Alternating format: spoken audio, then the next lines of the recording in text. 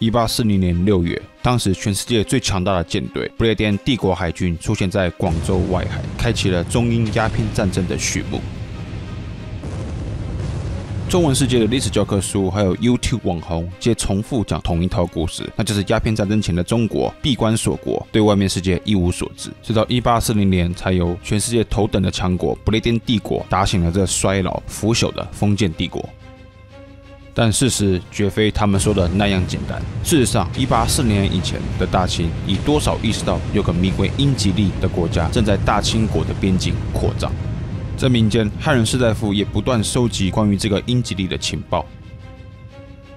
今天我们来聊一聊，鸦片战争前的中国真的对外一无所知吗？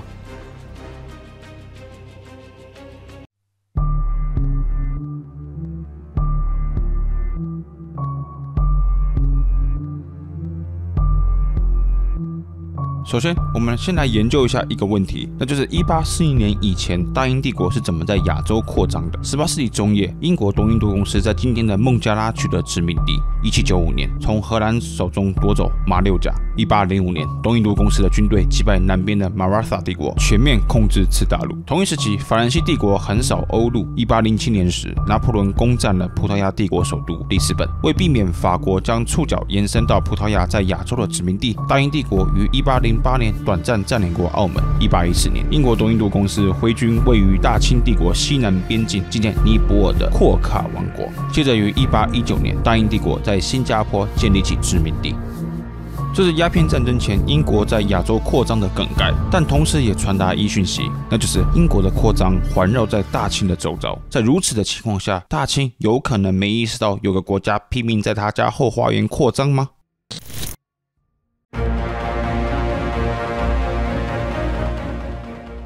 事实上，在19世纪中叶以前，大清或多或少就意识到了这个只允许在广州做生意的英吉利国与南亚次大陆有某种难以厘清的关系。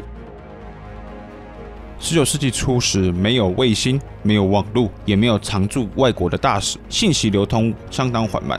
中国唯一有机会了解关于英国信息的通道就是两处，一是广州，二是紧挨印度的西藏地区，只有从这两个地方才有机会认识到英国在海外的扩张行动。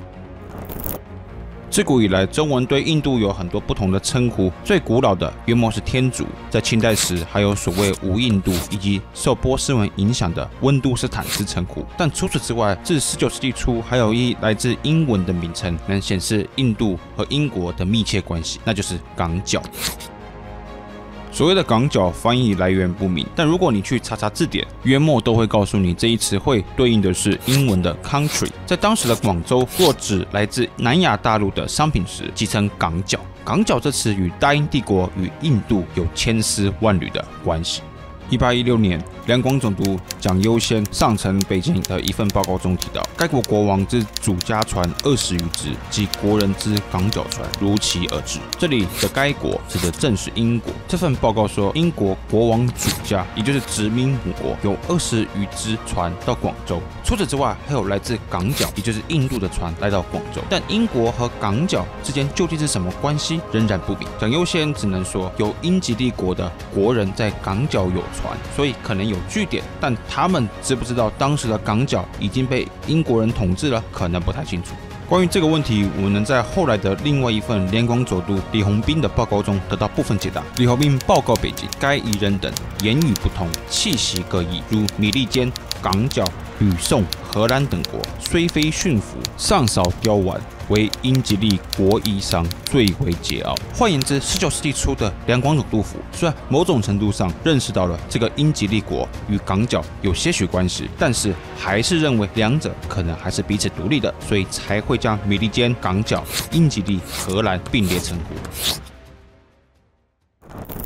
拿破仑战争期间，英国分别于1803年与1808年从印度挥军澳门，意图趁葡萄牙被法国灭国之际，占领距离中国最近的殖民地。时任两广总督的吴雄光下令禁止英国人进行贸易，直到其退兵。吴雄光向嘉庆皇帝报告称，英吉利趁大西洋国，也就是葡萄牙国衰弱时，企图占领澳门。在吴雄光掌握的情报里，还称英军登岸的部队有760人，其中100-200人是英吉利移兵，其余尽是黑夷。这是清国官方文档中首次出现关于印度士兵的记录。但对当时的嘉庆皇帝而言，这都是地方性议题，仍没有上升到需要帝国花精力去研究英吉利与印度之间究竟有何关系的程度。然而，在帝国的西南方却爆发了英国库尔喀战争。库尔喀位于喜马拉雅上边境的王国，也就是今天尼泊尔的前身。18世纪末，尼泊尔侵略西藏，爆发了2次中尼战争，结局是尼泊尔被大清军队横扫，库尔喀成为北京的朝贡国。这2起战役也被乾隆纳入他的10全武功之中。然而，虽然北京也承认库尔喀的朝贡地位，但始终认为库尔喀对于西藏而言是一巨大威胁。于19世纪初，时任驻藏大臣的蒙古人松云就说，库尔喀绝不可信，甚至说等到库尔喀来到穷途末日时，一定会向清朝求援，以为自己成了天朝属国，天朝就会派兵来帮忙。松云强调此举绝对万不可行，不能上库尔喀的当。实际上，当时库尔喀的确遇到很大的麻烦。自1796年起，英国东印度公司便从孟加拉地区向喜马拉雅方向扩张，要求尼泊尔臣服。而当时的库尔喀就百般向北京称，英国是个巨大威胁，如果库尔喀被征服了，那么西藏就会遭遇巨大的生存威胁。1814年，东印度公司大举侵略尼泊尔，库尔喀朝廷再次向北京求援。我们来看一下库尔喀是怎么说的。这是当时驻藏大臣满洲人胡图里寄给北京的报告，说库尔喀王宣称有个皮楞的政权正在打探地理信息，计划从尼泊尔一路进军唐古特，然后再进一步骚扰清帝国内地。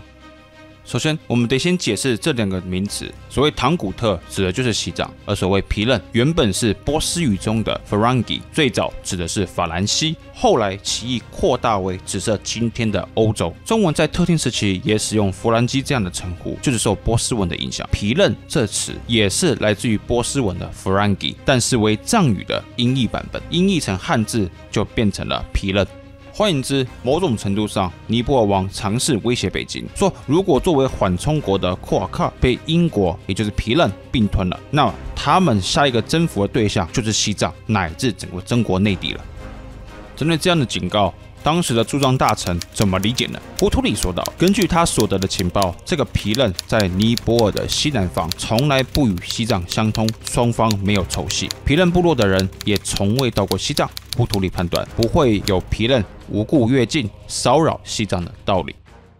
但嘉庆皇帝仍然要求西藏方面必须严格监控尼泊尔与皮楞的冲突。1806年，根据嘉庆的指示，成都将军满洲人赛冲阿率四川军队抵达中尼边境。赛冲阿致信皮楞国王格沃尔泽尔纳里，这个格沃尔泽尔纳里就是 Governor General 的音译，也就是总督之意。成都将军赛冲阿的信经东印度公司译员翻译成英文，皮楞就被译为 English， 也就是英国。虽然英国方面很清楚皮楞的由来，也知道这是当时中国对他们的一种称呼，但是反过头来说，大清有意识到此皮楞就是在广州行商的英吉利吗？赛冲阿和其他在西藏的满蒙官员可能并没有将之联系起来。看到这里，各位应该也意识到当时中国最大的问题了。绝不是对外一无所知、闭关锁国这么简单而已。大清实际上一直对外部非常感兴趣，边疆大臣花了很多的心力收集外部的情报。但关键是中国东南沿海的广东所收集关于英吉利的情报，没能与西藏地区获得关于皮楞的情报联系起来。换句话说，虽然大清拥有大量的外界信息，但真正影响其决策的是其情报处理机制，也就是没办法将英吉利、港角、皮楞等3组地理概念联系起来，从而意识到英国在大清周遭系统性的扩张。然而，随着时间接近19世纪中叶，大清对于英吉利与港角印度之间的关系变得越来越清楚。19世纪初，中国沿海的知识精英与汉族地方官员逐渐发现，英吉利与港角印度之间有某种统治关系。例如，曾任两广总督的阮元在其任内重新编纂《广东通志》，这一份地方志很不寻常的加入了一新的书写范畴——外藩列传，其中讲述了西洋诸国的情形。在英吉利国词条下称，又不知何时占据北亚维利加之地，称加拿大。英吉利称欧巴之国，为本国雍正12年始来粤贸易，其地产脉所贸易连属之地，皆称港角，来博甚多，明确指出港角印度就是英吉利的属国。此外，广东通志有一词条为望梅，就是今天印度西边的孟买。词条中称孟买乃红毛所辖，红毛是英吉利的另外一个称呼。换句话说，阮元在19世纪初所编的广东地方志，不仅知道了英国控制了东边的孟加拉，还知道他们掌握了西边的孟买。除了广东通志以外，同时期还有不少著作显示出当时东南沿海的中国士大夫对于外在世界的理解，比今天大家以为的多太多了。更不用说19世纪初，一些基督新教的传教士也进到了中国。值得一提的是，英国传教士 William Milne， 其汉名为米连，曾到广州研习中文，后来辗转到了英国治下的马六甲。1815年，他在马六甲领导发行一份汉文月刊《查世书每月统计传》，向中文世界的人介绍欧洲的新知识，同时介绍基督宗教，其中地理成了该刊物的一部分固定内容，向中文世界很好的传递欧洲的地理知识。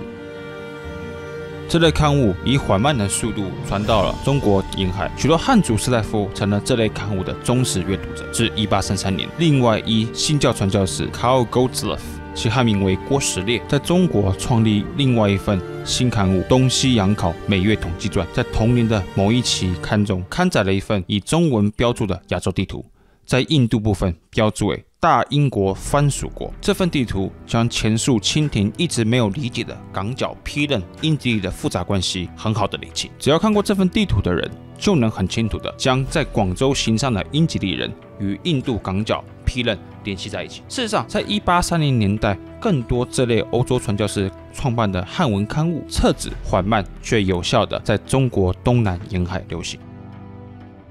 郭实烈在一次记录中还说道，某些低层官员问了我国在亚洲的领土与哪些国家相邻，以及我国声威远至何处。一般而言，大官们对于不在天朝直接威压之下或相邻的外国相关事宜皆极为无知。他们惊讶于我国在印度之领土与中国的云南省只隔着些林和山而已，还对我们与他们那么近感到难以置信。显然，虽然当时绝大部分的官员对外的理解仍然有限，但很多官员、士大夫开始对外部世界的发展感兴趣。这些少数对外感兴趣的汉族士大夫，在往后的鸦片战争中扮演了影响帝国决策的重要角色，其中一位便是林则徐。林则徐在1830年代曾担任过江苏巡抚，他当时就已经意识到鸦片问题和白银大量向外流出的严重性。林则徐当时大量收集了外部情报，企图了解究竟是谁在华卖鸦片，而他对于鸦片贸易与英国之间的关系的误判，直接造成了1839年虎门销烟事件，以及在1840年一连串连锁反应，最终爆发了中英第一次鸦片战争。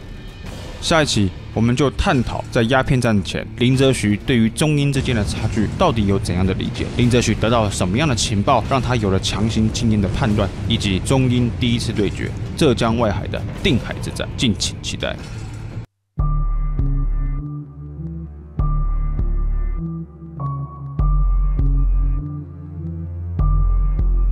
据学者估计，1808年至1856年不到一甲子的时间内，大清竟流出了至少3亿800多万两白银。其中，大清赚最多钱的国家是美国，约莫2亿多两的白银给当时的中国赚走。然而，即使赚了美国这么多钱，为什么大清还会净损失3亿两白银呢？原因就在于英属印度。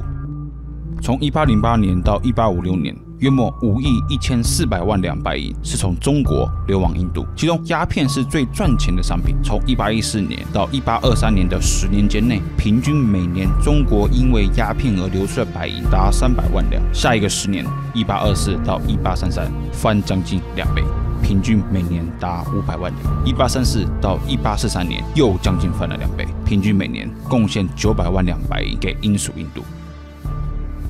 事实上，对大英帝国而言，鸦片贸易拯救了印度殖民地。1768年，英国东印度公司在南亚次大陆面临巨大的财政危机。当时的东印度公司主要以经销茶叶为主，从中国购买茶叶，再经由印度销往世界各地。然而，18世纪下半叶，荷兰开始参与到茶叶贸易的圈子。荷兰的茶叶比起英国的更加便宜，使得英国茶叶失去竞争力。1772年，东印度公司的财政进一步恶化，濒临破产。殖民母国不得不以国家财政直接介入，避免东印度公司倒闭。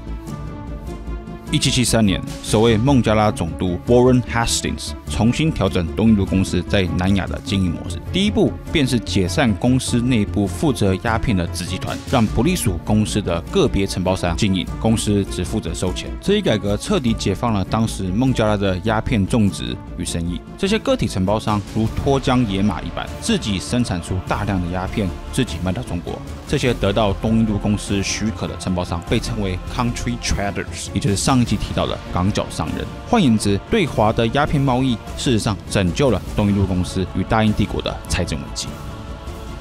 中国方面，大清很早就意识到鸦片对帝国经济的破坏。早在1796年，嘉庆皇帝刚登基时，清廷便下令禁鸦片。整个嘉庆朝乃至后来的道光朝，下达多次禁鸦片令，但效果甚微。到了1830年代，中国平均每年贡献大量白银给港角鸦片。1835年，一位北京官员黄觉之上奏道光皇帝，主张强力禁烟，开启了朝廷内部对于禁烟的讨论。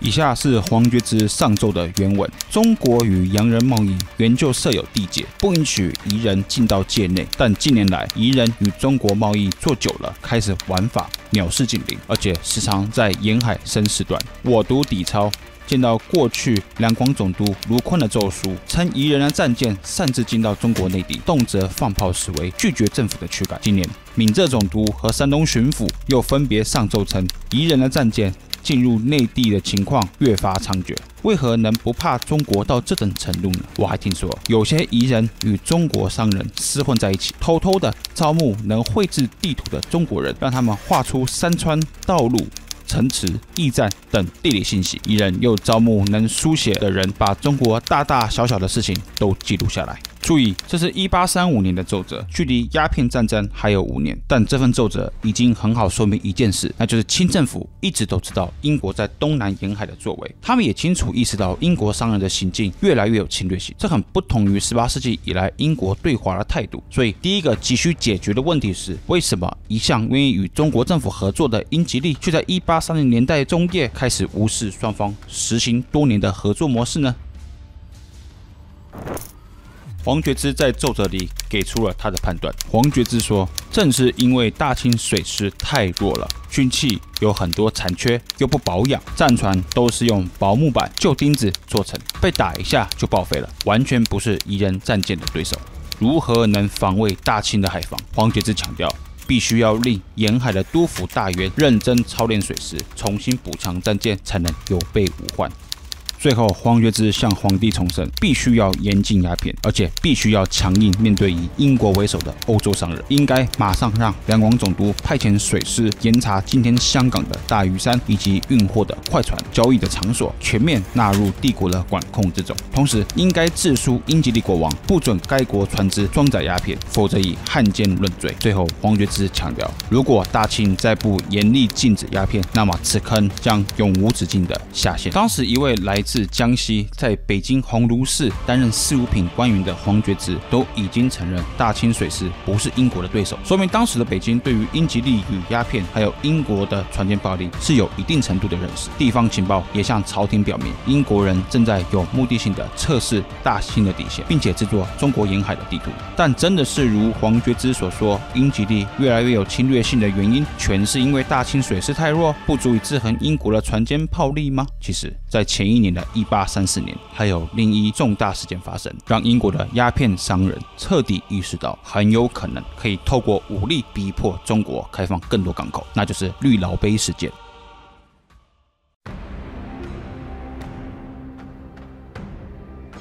1833年，英国国会通过印度政府法案，终结了东印度公司对远东地区商贸的垄断权。孟加拉总督更名为印度总督。这项变更法案意味着原东印度公司在华设立的代表制度大半不复存在，开始由英国政府直接派遣商务总监。换句话说，自此以后，驻广州的商务总监不再是私人企业的代表，而是代表帝国的政府官员。时任英外相的 Lord Palmerston， 也就是中文所称的巴麦尊，指定 William Napier， 中文名绿老杯为第一任商务总监。绿老贝 Napier 家族的公爵，英国皇家海军军官，曾参与拿破仑战争期间英法的海上战役。1820年代调任南美，担任驱逐舰的指挥官，是位海上作战经验丰富的军人。绿老贝接任驻华商务总监一职以后，于1834年抵达广州。一抵达就要求与两广总督卢坤见面会谈，但是这不符合过去东印度公司与广东地方政府的沟通习惯。卢坤拒绝会面的要求，并且在回函中称移牧必须要经过广州13行与政府沟通。移牧这词激怒了绿老贝。不同于过去东印度公司仍让大清用字遣词的风格，皇家海军出身的绿老贝认为这是一项对帝国的侮辱。绿老贝决定要教训广东政府。绿老贝命令战舰到广州城外海，这引起了广州当局的强烈反弹。两广总督下令暂停一切对英贸易，希望透过此举吓唬绿老贝。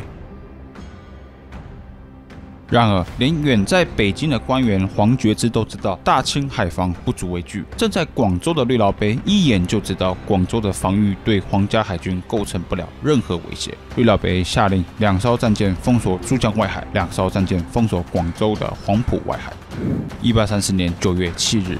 中英双方在虎门互发火炮，造成英军2人死亡，清方伤亡人数不明，但炮台多被炸毁。卢坤调动28艘水师战船，1600名士兵包围整个珠江口，使得靠近岸边的英国战舰由于水危浅，变得动弹不得。但卢坤也清楚，大清没有和英国在海上作战的能力，但他仍然希望这次事件能和平落幕。所以卢坤去找广州的英国商团，告诉他们，只要绿老贝退出广州，贸易便能重启。原本多半在观望的英国商人转头支持广州政府，希望恢复贸易，这带给绿老贝很大的压力。此外，当时绿老贝其实已经染上了疟疾，必须离开广州，前往澳门治病。于是9月21日，绿老贝率舰撤离广州外海，绿老贝事件和平结束。隔月，绿老贝病死于澳门。虽然绿老贝瞧不上大清海防，但他之所以如此侵略性，还有一个很重要的原因是鸦片走私商的暗中鼓动。这是 William Jardine， 中文称渣甸，怡和洋行的创办人之一。渣甸的公司是当时最具规模的鸦片走私商。渣甸希望中国能开放更多港口，以让鸦片能从其他沿海口岸卖到中国内地，所以他鼓动绿老贝将情况升级。卢坤所下令的暂停中英贸易，丝毫没有对渣甸这样的走私贩子有影响，主要影响的是做合法贸易的英国商人。这些从事合法贸易的商团向绿老贝施压，所以该事件才没演变成全面冲突。对于怡和洋行这样的走私贩子而言，绿老贝事件的结局令人失望。但从这次事件中，渣甸等人也亲眼目睹了中英实力的差距鸿沟。虽然整起事件中英军也有伤亡，但几乎所有的广州炮台都给英国战舰炸毁了。鸦片贩子认为这是千载难逢的好机会，于是渣甸致信当时的英国保守党内阁，要求政府直接派军来到广州，封锁广州和其他中国港口，逼迫北京政府开放更多口岸。虽然信件送到了伦敦，但当时碰上英国内阁大改组，这项请求就遭搁置了。同时，新任的商务总监 John Davis， 中文称戴维斯，原本就是东印度公司职员。戴维斯希望回到公司过去的合作路线，而非对抗，不认为军事对抗会对英国贸易有利。在种种原因之下，1834年的中英矛盾因而平息下来。然而，这时大英帝国代表其实已经管不住日益壮大的鸦片贩子。前述黄觉之1835年的奏折所提到的英国船只在中国沿海收集地理信息一事，很可能就是由怡和洋行这样的走私商自主发起的。他们希望收集更多信息，以说服远在伦敦的政府对华发动战争是有前途的。换句话说，在1840年鸦片战争正式爆发之前，矛盾已经越演越烈。不像明初以来国共两党所宣传的那样，大清自居为天朝上国，对外一无所知。相反的，大清官员清楚的知道，论海上实力，大清远不及英吉利。所以问题的关键在于，为什么最终清廷没有像之后的日本一样选择避战，反而与大英帝国爆发全面战争呢？要回答这个问题，我们必须从鸦片问题是如何在北京发酵开始说起。1838年，黄觉之再次上奏朝廷，要求禁烟，但这回不再主张强力禁止鸦片输入，而是将禁烟重点放在国内的毒品吸食者。黄觉之主张全面捕杀瘾君子，从消费端抑制鸦片的输入和白银的流出。道光下令全国官员讨论黄觉之方案的可行性。上书的29份地方督府大员奏折中，所有官员都同意必须严肃处理鸦片问题，但对于执行细节有不少分歧。看起来当时的清廷内部对如何处理鸦片问题仍然没有共识。然而同年底爆发了一起皇室亲王吸毒的丑闻，道光帝得知后震怒，虽然担忧帝国的财政负担，但道光决定是时候解决鸦片问题了。于是道光召时任湖广总督禁烟派大将的林则徐进京面谈。就是在这个脉络下，林则徐成了处理禁烟的钦差大臣，而他往后的一系列作为也直接造成鸦片战争的爆发。所以关键问题是，当时的林则徐对禁烟可能造成的中英冲突有怎样的理解呢？林则徐在一篇奏书中提到，我遍查鸦片的由来，实在是港角奸夷，也就是印度商人所带，与英吉利当局没有关系。这些港角商人都很市侩狡猾，他们各自谋利，但没有一个统一的主导者。从这段记载我们能得知，当时林则徐不是不知道鸦片与英国的关系，但他认为那是个别商人团伙所为，没意识到一个帝国居然会支持贩卖毒品。换言之，林则徐不是对中英实力差距一无所知，他之所以力主禁烟，是因为他判断鸦片走私贩子与英国政府没有直接关系，所以禁烟不会导致与英吉利的直接军事冲突。从上帝视角来看，林则徐的判断非常天真可笑，这也是为什么后来论及1840年以后的晚清史诗，国共两党的教科书爱以天朝上国来调侃当时的大清。然而，从有限的信息中，林则徐和清廷所得出的判断真的有问题吗？如前所述，1773年孟加拉总督的改革中，确实将鸦片贸易权下放给个别商人，所以这些港角商人的确不隶属英国政府。大清对于与英国直接战争有所迟疑，但有自信能应付个别的鸦片贩子。其实海上可能也无法与英吉利鸦片贩子一搏，但林则徐判断这些商人没有陆战能力，所以威胁不了大清。从这个角度来想的话，林则徐对英国不是完全无知的。然而，大清没真正了解的是，1833年以后，英国不再让东印度公司作为广州代表，而是直接派任帝国商务总监全权代表。这位新的代表与东印度公司的大班已经是截然不同性质的职位了。之前是私人企业的代表，现在是英国政府的官员。古今中外，政府官员受到袭击，皆意味着宣战。1839年，林则徐以钦差大臣的身份抵达广州。当时跟着林则徐去广州的幕僚都是他精心筛选过的，包含3位有英国背景的翻译。第一位袁德辉，他曾在英国治下今天马来西亚的槟榔屿学过拉丁文，后到马六甲学英文。第二位梁志，曾跟随美国传教士毕志文学习希腊文、希伯来文和英语，也曾在英属马六甲、新加坡住过一段时间。第3位是名为阿文的中印混血儿，有一半的孟加拉血统，后回到中国协助将圣经翻译成汉文。林则徐的幕僚协助他翻译外文的报纸，透过他们尽可能的尝试了解他即将面临的对手英吉利。1839年3月18日，林则徐寄给英国驻广州会馆一封信，致信英国国王。这是林则徐那封信的内容。有一些奸夷种植鸦片，夹带于其他商品内贩卖到中国，诱惑无知的百姓，害其身而谋其利。过去吸食者尚少，直到最近才流传更广，染毒日深。现在贩卖鸦片和吸食者一体严刑治罪，永尽流传。只是考虑到这个毒品是贵国所属部落奸邪之人私行制造的，不是贵国国王命令的。今天开始，与贵国国王约定，将此害人之鸦片永远断绝。我内地不再允许人民吸食，尔国也应该禁止制造。这封信证明了林则徐的理解是，英国国王对其商人将毒品卖到中国一事应该不甚清楚，但这也显示了林则徐对这些鸦片贩子的误判。他以为这些走私商应该跟个别海贼无异，只是配有船坚炮利而已。在这个思维主导之下，林则徐接下来该做的是整顿广州的海防以及销毁鸦片。林则徐抵达广州不久，旋即命令广州所有洋商交出并销毁鸦片。为了展现钦差大臣的决心，3月24日，大清军队封锁不愿意配合的英国洋行，并且断粮断水。时任英国全权代表的 Charles Elliot， 中文名为义律，也遭清政府变相软禁。3天后，义律屈服了，让英商交出高达2万多箱的鸦片。但软禁义律带来的政治效应却是林则徐始料未及的。义律答应英商，政府会赔偿他们的损失。此举直接造成的结果是，这些鸦片的主人从个别的商人转为大英帝国。义律同时写了封信，要求英国政府立刻派军到中国来，而协助义律送信回英国的正是鸦片大商人查典。6月3日，这2万多箱鸦片被运往虎门销毁，历时23天才毁掉所有的毒品。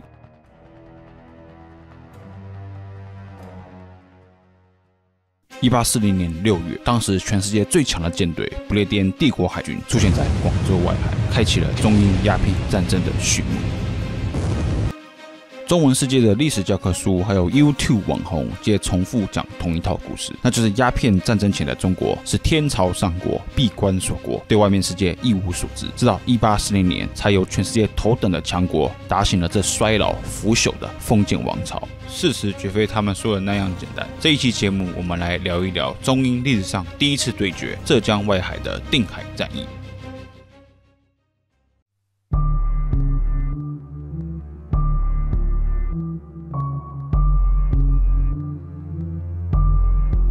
9月，查典带着义律的信回到英格兰，时任首相的墨尔本公爵与外相的巴麦尊必须做出决定。查典本人当然是主战派的代表人物，联合英国国内的鸦片既得利益者向伦敦当局施压。另一方面，外相巴麦尊恰好是近代英国扩张主义的奠基人物，他担任外相期间便经常以武力压迫其他国家屈服。巴麦尊被称为炮舰外交之父。当时的巴麦尊有2条路能走，一是武力压制清国，二是大事化小，小事化无，将责任推给英国在华的鸦片商人。然而巴麦尊很清楚，如果没了鸦片贸易，将会带给英属印度乃至整个大英帝国直接的财政危机，所以第2条路也是条死胡同，唯一的选项就是战争。10月，首相墨尔本公爵同意了巴麦尊的战争议案，在未经内阁许可的情况下，率先通知印度总督奥克兰伯爵备战。印度殖民地政府很快规划好了战略部署，目标不是钦差大臣林则徐以为的广州，而是向北京直接施压。而向北京施压最好的方式是直接封锁淮河流域的天津，因此英国远征军计划优先打下浙江外海的定海，也是今天的舟山群岛，以此为基地向北进攻。英国远征军的主帅是56岁的海军少将 George Elliot， 中文名为义律，是驻广州全权代表义律的堂兄。陆军部分由第18步兵旅准将 George Burrow 领衔。1840年5月，大英帝国陆海军在新加坡集结完毕，向中国出发。6月底，远征军抵达澳门外海。6月28，义律下令部分战舰封锁广州海域，其他战舰北上包围舟山群岛。舟山群岛位于杭州湾的外海，是防御江苏、浙江、福建的重要战略要地。6月30日，远征军舰队接近定海镇，此处为舟山的军事阵地，辖水师3营，共2600名士兵。英方的舰队司令 Gordon Boomer， 中文称为伯曼，率英国战舰前来包围舟山群岛。虽然定海镇确实做了迎敌的准备，但受林则徐误判的影响，以为对手是寻常的鸦片海贼，而非另一个帝国。因此，当英国战舰出现在舟山外海时，定海镇总兵张朝发非常吃惊，对方居然有大批战舰前来，还配有地面作战的部队。根据英方的记录，定海的中国军队基本上在最早的几天中没有做任何抵抗。7月2日，英国战舰进入定海港口，并对定海知县下通牒，要求投降。当时的定海知县姚怀祥登上英国主舰，并向英国说：“你们把战争施加于民众身上，而不是我们这些从未伤害过你们的人。我们看到了你们的强大，也知道对抗将是发疯，但我们必须恪尽职守。尽管如此做会遭到失败。”显然，姚怀祥已经深刻认识到双方实力的差距，但坚持不愿投降。7月5日，舰队司令博麦下令全面进攻定海镇。下午2点，英国战舰向附近的塔楼开炮，中国炮台与船只也开炮反击，但很快，不到10分钟之内，英国战舰就将中国的炮台、战船全数毁掉。在优势火力的掩护下 ，Bureau 准将率领的第18步兵团和皇家海军陆战队完成登陆行动，占领了港口东边的东江山。英军在此山布置火炮阵地，准备轰炸县城。同时，印度工兵部队和第26步兵团也完成登陆，并带来大批火炮。第26步兵团则往定海县城方向前进。Bureau 下令印度工兵团前往县城的西北角布置炸弹。根据印方记录，此时的定海守军尽一切可能骚扰英军的布置活动，但是大清军队的枪法实在太差劲，没能对英军的推进产生任何实质性的阻碍。我们来看一段 Bureau 准将的记录。在我方占领优势位置以后，清军开始从城墙对我军开火，并持续到接近午夜。我军的炮台发射了不超过8、9发炮弹，这足以让他们停止开火，而且没有造成任何伤害。在我探访前线军营时，他们又射出了几发炮弹，但除了证明中国人完全不懂炮术外，没有其他效果。当晚，一支印度工兵部队担任起侦察工作，他们前往县城正门探查情况。沿途上遭遇一支中国巡逻部队，立刻向英国侦察队开火，同时城墙上的定海守军也开火，场面一度危急。但人数劣势的英国侦察队不愿单独面对敌人，所以向后撤。但英军的目的达成了。他们确定了定海县城门虽然提供了良好的防御，但没有看起来那般难以克服。Bureau 记录说，定海县城很大，其城墙周长约有6英里，城墙是由花岗岩和质量较差的砖所砌成。除了一处有山丘制高点以外，其他的部分周围都有一条约25英尺宽的沟渠或运河，与城墙只有几码的距离。城墙上有许多炮台，在目前的状态下，如果有良好的部队进行防守，定海县城完全能进行很好的防御战。但问题是，当时的定海县城有理想的防守策略吗？显然没有。清晨时 ，Bureau 准将再次率领一支小部队前去确认定海城门的防御，但这时他惊讶发现，中国军队早在夜间向英国侦察部队开火后就弃守了城墙。英军很快找来了梯子，大英帝国第18步兵团在毫无伤亡的情况下进入了县城，知县姚怀祥跳水自尽。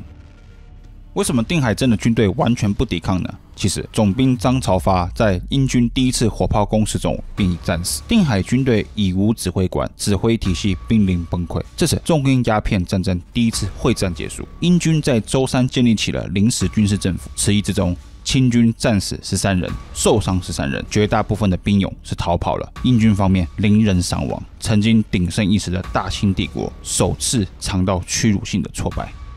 1840年7月6日，大清帝国历史上第一次在军事上到外国政权彻底碾压。大不列颠帝国以秋风扫落叶之势夺走浙江外海的军事重镇定海镇，也就是今天的舟山群岛。以此为基地，英国将南方的贸易重镇广州与京师的门户天津都纳入了其舰队的武力威胁。8月，道光帝下令和谈。今天我们来聊一聊第一次中英失败的和谈，以及虎门大战的前夕时双方的军事部署。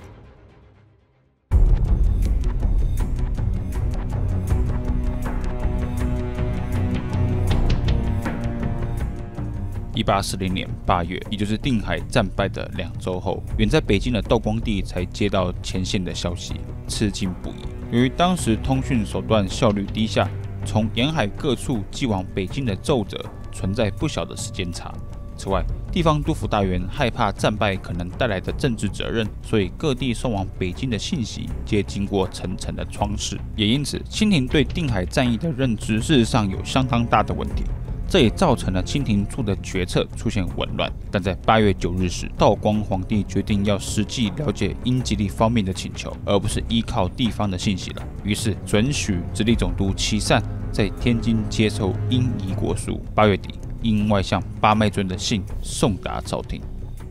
来看一下英国国书的部分内容：只因官县扰害本国住在中国之民人，及该官县亵渎大英国家威仪，是以大英国主调派水陆军师前往中国海境，求讨皇帝昭雪申冤。其中，求讨皇帝昭雪申冤的原英文句是 Demand from the Emperor satisfaction and redress，翻译为现代汉语时，向皇帝要求以满意的解决与补救，而不是请求倾国皇帝的昭雪深渊。换言之，英文原句时其实与中文译本有不小的落差。20世纪以来，一些国共两党的史家和宣传家将这个翻译误差归因于大清自居天朝三国蛮汉自大所致，但其实琦善最初拿到的是2份文件，一是英文原文书信，二是中文翻译。翻译的人不是别人，正是大英帝国全权代表义律，所以前述那份扭曲的翻译是英国方面做的。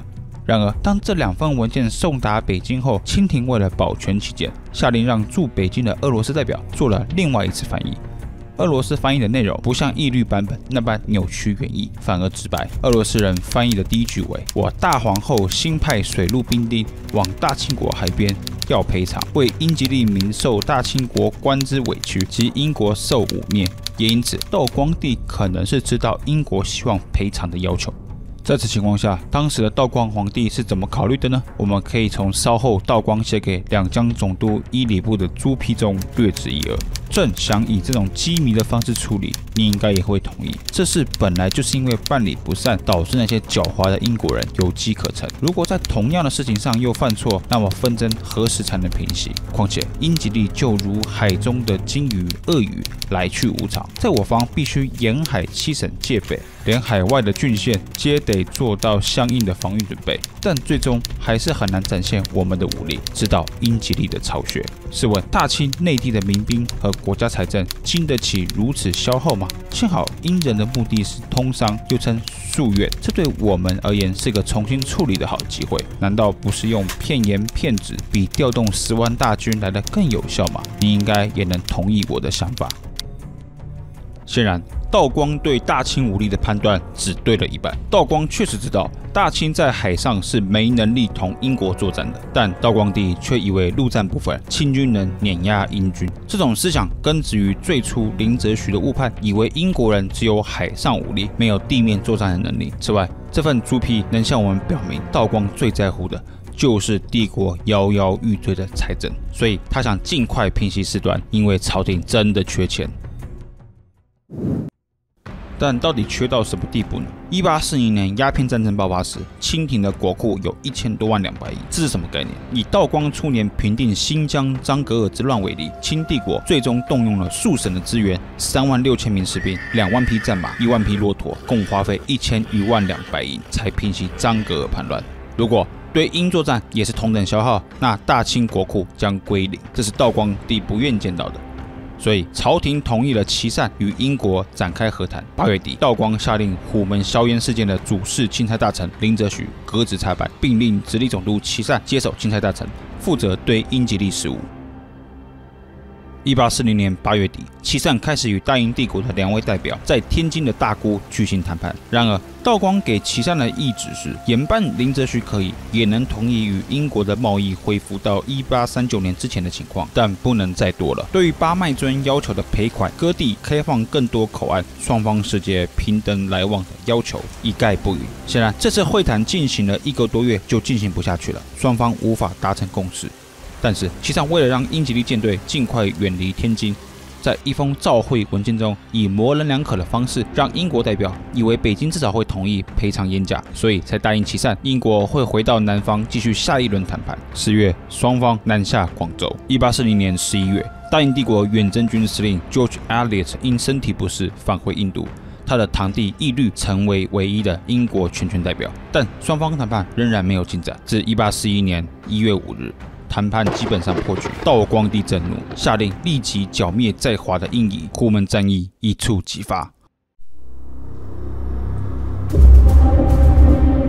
首先，在谈论虎门战役之前，我们必须先稍微了解一下双方的军事实力。鸦片战争中，英国派来的战舰吨位最大、火力最强的是3级战舰 HMS Wellesley， 配有74门火炮，还有一些4级至6级的船舰，但大部分的船是轻艇。有些不太熟悉军事和史学的历史网红以此来嘲笑当时英国是派了3流的部队来到中国，但事实上，英国舰队之所以以轻艇为主，是经过仔细盘算的结果。印度总督奥克兰公爵是很清楚知道，中国水师不足以对抗英国的船舰炮力，所以海战绝对不会是双方交战的重点，而是要向北京直接施压。因此能否在路面上取得成功，对英国来说是重中之重的关键。英国不可能派高级别、高吨位的战船来到中国沿海进行河道作战，因为吃水深的大型战船根本无法在这样的地形上行动。派遣低级别、吃水浅的战舰与轻艇才是有逻辑的选择。循着这个思路，我们能理解为什么英国会以派轻艇为主，战舰只是作为陆军的火力支援罢了。更关键的是，大英帝国还派遣了皇家海军第一艘蒸汽动力的铁壳战船 Nemesis 复仇女神号来到中国。这艘战舰是蒸汽动力，意味着不像英国其他战舰一般依靠风力推动，对于风向不稳的沿海作战来说是绝佳的选择。复仇女神号配有9磅型和32磅型火炮，还有当时英国最前沿的火箭 Congreve Rocket 康格里夫火箭，射程更长，机动性与准确度更高。复仇女神号在接下来的虎门战役中，在广州海域如入无人之境，摧毁多座中国炮台与无数的水师战船，被当时的大清军人称为恶魔之船。陆战部分，大英帝国派遣皇家第18、26、49步兵团、皇家海军陆战队2支皇家炮兵连，以及孟加拉步兵团和2支印度工兵连，用于地面作战。再来，我们来研究一下广州海防的配置。1830年绿老杯事件中，虎门绝大部分的炮台都给英国战舰炸毁了。事件之后，道光帝聘任关天培为新任广东水师提督。关天培一手规划了最新的虎门海防。首先，虎门是广州的门户，必须严加死守。关天培设计了3道防线，第一道防线是沙角与大角炮台，这2座炮台都在绿老杯事件中被摧毁。关天培也是因为2处相距甚远，难以交叉火力掩护，所以在新的虎门布防中，沙角与大角主要是作为信炮台使用。一旦有敌人自海上进犯，虽然大角、沙角炮台做一定程度的防御，但主要是为后面的防线做斥候之用。第2条防线在这里，主要通道就2处，上横挡岛右边的东水道与左边的西水道。在东水道部分，雅娘斜岛西侧建有威远、正远与近远炮台，在上横挡岛东边则设有横挡炮台，组成180位火炮的交叉火力网。上横岛西边则有永安炮台，搭配卢湾的巩固炮台，共60位火炮。两者中间的海面还架有排练，阻挡战船进入。第3重防线则在大虎山岛设有32位火炮，是广州城最后的屏障。此外，广州水师战船也分布在狮子洋和伶仃洋上，随时准备支援抗敌。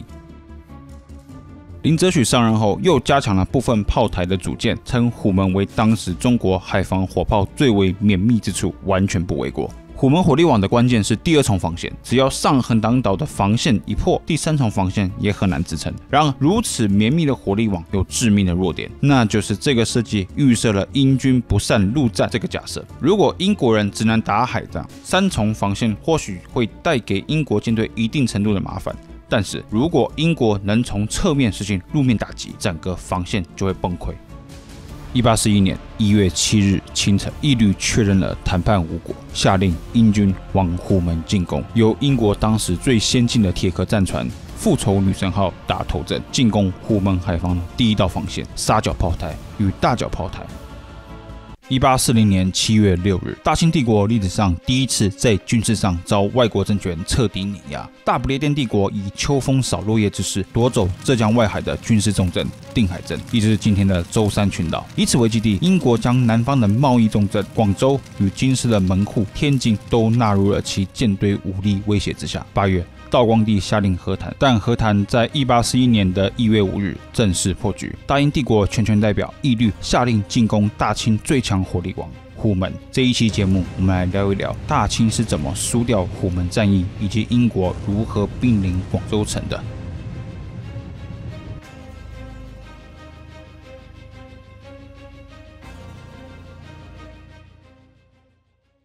1841年1月7号，复仇女神号与其他2艘轻型战船接近虎门的第1道防线沙角炮台。英国战舰不与炮台多做纠缠，直接将地面部队放到沙角炮台火力不及的南边。很快，英国的5个步兵团和陆战队就完成了登陆作战。由第26步兵团少校 Thomas Pratt 指挥这次行动，由陆战队打头阵，5个步兵团与炮兵连跟随其后。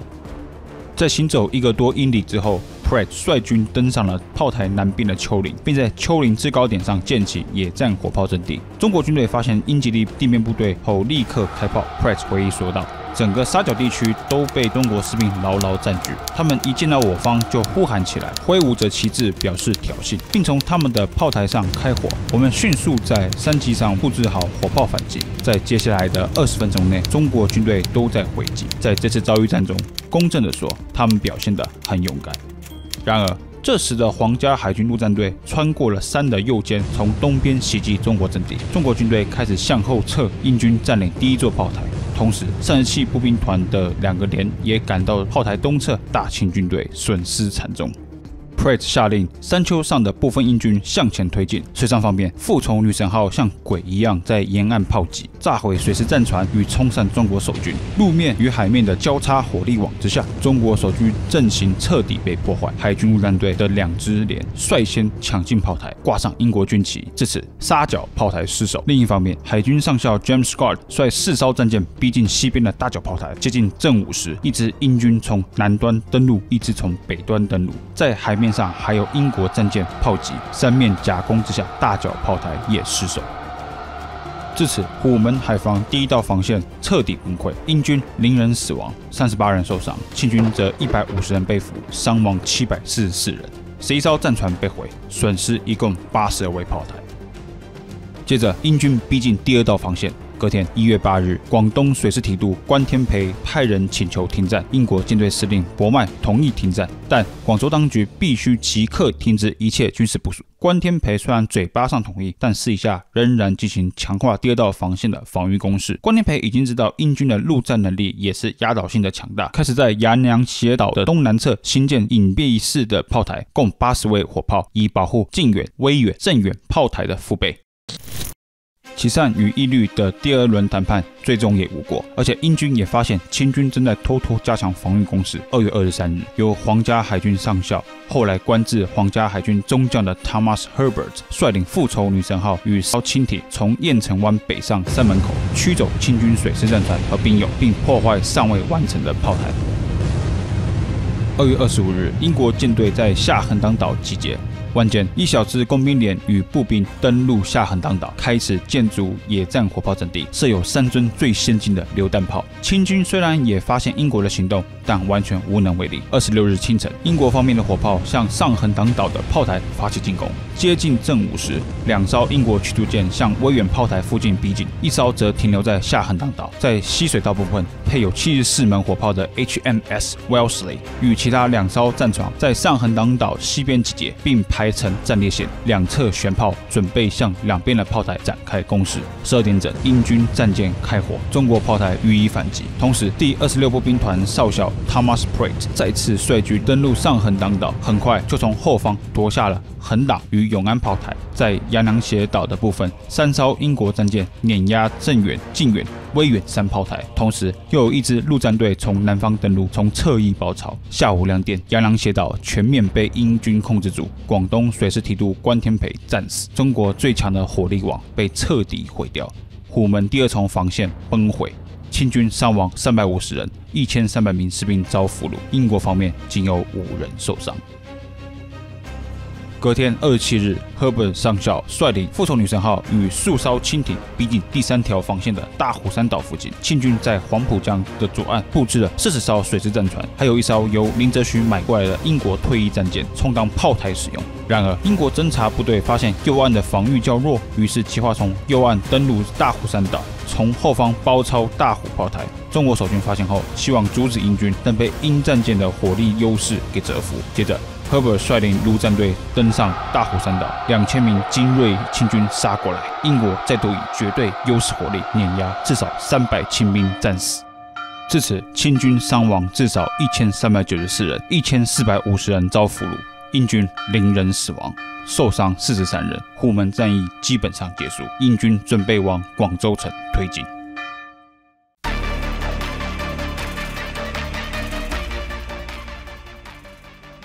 3月2日，皇家海军的明日之星 Herbert 上校再次率舰深入黄浦江。首先 ，Herbert 的舰队在黄浦岛遇到中国炮台炮击 ，Herbert 令海军陆战队从后方登陆，包抄中国炮台。这次行动造成中国守军20人死亡，英军1人战死。隔天，广州当局再次请求停战和谈，大英帝国全权代表一律同意了，令英军停止推进。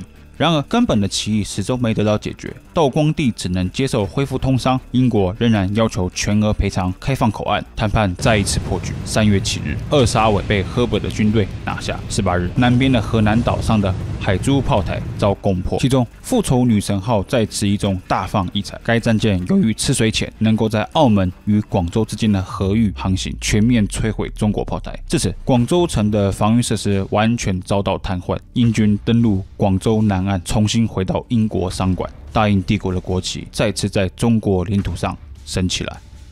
当日，在广州戴罪的林则徐记录说，英国军队开放飞炮、火箭各数十，广州城全境已在大英帝国的火力笼罩之下。对英国远征军的领导层来说，已经很清楚了。和广州当局谈判没有任何意义。当时的钦差大臣琦善已经被道光帝撤职，靖历将军、御前大臣义山与战功彪炳的杨芳成为广州最高的负责人。然而，义律很清楚知道他们没有实权。对义律来说，他知道唯一向北京施压的方式就是北上作战。但是，英国远征军的兵力在1841年的当口已经被分散了，一部分在广州，一部分在舟山的定海，另外一部分士兵因为各种疾病被送回了印度。换句话说，英国需要更多路面支援。新任陆军指挥官 Hugh Gough 郭富建议先控制住广州局势，并同时派人到印度求援，等到能投入地面作战的部队集结完毕，再北上进攻。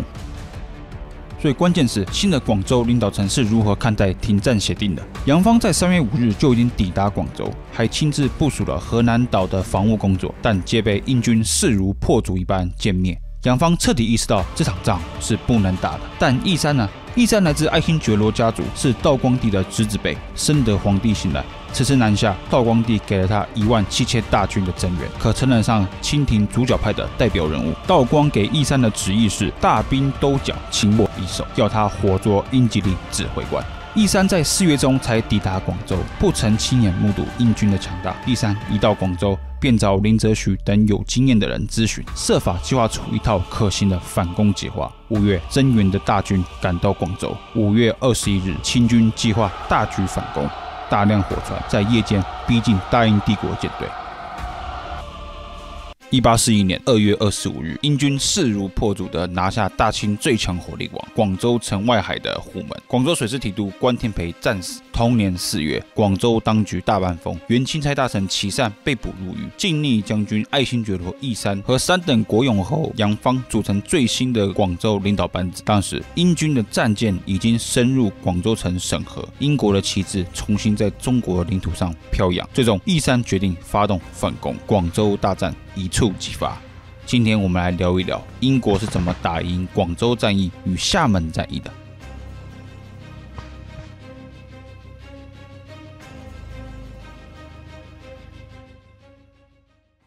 首先，我们必须分析一下广州新的领导层。1841年4月14日，靖历将军义山来到广州。义山的主上是康熙帝的14子允提，当时本是争取皇位的领跑者，但最终康熙传位给了4子义珍，也就是后来的雍正帝。雍正帝即位后，变相软禁了允提一族。到了义山这代时，两家的恩怨已经褪去。义山在道光朝得到重用，曾参与平定张格尔之乱，又担任御前大臣。如果这次能平定英吉利之乱，或许能为义山祖上承受的委屈一雪深渊。另外一位是3等国勇侯杨芳，不同于义山，杨芳是真正上战场的老将，曾参与平定白莲教、天理教以及张格尔之乱，可谓战功彪炳，乃当时大清最能作战的人之一。杨芳比义山早1个月到达广州，还亲自部署了河南岛的防御工作，但杨芳的步伐轻易的被英军摧毁。杨芳深知这场仗不能打，但义山呢？靖历将军仍没准确意识到两军实力的差距。义山到了广州后，亲自部署了广州的防务工作。广州的地形是城北靠着越秀山，城南面向沈河。当时义山在城南部署了4300名士兵防御，那里有最密集的广州炮台。此外，又在城北的4方炮台部署了2500名兵勇。越秀山只有1000名士兵驻守，北门派有500名士兵，共约1000名，其他7800名士兵派驻到广州附近其他地方。你可以清楚认识到一件事情，就是广州的防御范围太大，即使有17000名的增援部队，大清的兵力仍然被分散的很厉害。如果你是英军，你会怎么打？对英军来说，最有效的方式绝不是强攻靠近沈河的城南，而是像之前的定海虎门战役一样，派地面部队从广州城防的侧翼切入。其中最关键的战略要地就是城北的越秀山，只要拿下这座高地，英军就可以将先进的榴弹炮架在此处，而整个广州城就会笼罩在英国的火力之下。对清方来说，投降是不可接受的，道光帝不会承认。所以，如果你是义山，你会怎么打这场仗呢？武器不如人，船只不如人的情况，义山最终选择在夜间发起偷袭。5月19日，英军侦察船发现中国战船在上游集结。5月21日，大英帝国全权代表义律撤侨，令所有的英国商人即刻离开广州商馆。当天晚间，中国火船便接近停泊在商馆附近的英国战舰。同时，广州西炮台向英国战舰开火，打响了广州战役的号角。当时虽然英军方面已经做好了迎战准备，但清军挑选反攻的时间是内河风速最弱的时候，大部分的英战舰被困在岸边不得动弹，但仍然有3艘战舰得以远离中国密集的炮火攻势，转而向中方反击。另外一方面，蒸汽动力的铁壳战船 Nemesis 复仇女神号不在乎风速低的问题，向广州炮台发起进攻。然而，这时复仇女神号的前置炮台突然失灵，船舵也坏了，来不及修复，造成船员无法掉头，将后置大炮对准中方军队。清军发现复仇女神号动弹不得后，立即发起一连串的炮火攻势，甚至造成船上的火箭炮爆炸，伤及了船长。然而，这时的皇家海军陆战队在复仇女神号持续向中国炮台输出，才得以压制中国的攻势。22日清晨，广州城南炮台全数被英国的优势火力给破坏掉。复仇女神号继续往上游推进，打哑了固守省城侧翼的保障炮台，毁掉43艘水师战船，32支火筏。至此，晋立将军义山精心规划的反攻行动大败。之后，为了遮掩战败的事实，与琦善、杨芳一样，义山向北京发出了一份充满谎言的军情奏折，宣称英仪遭到驱逐。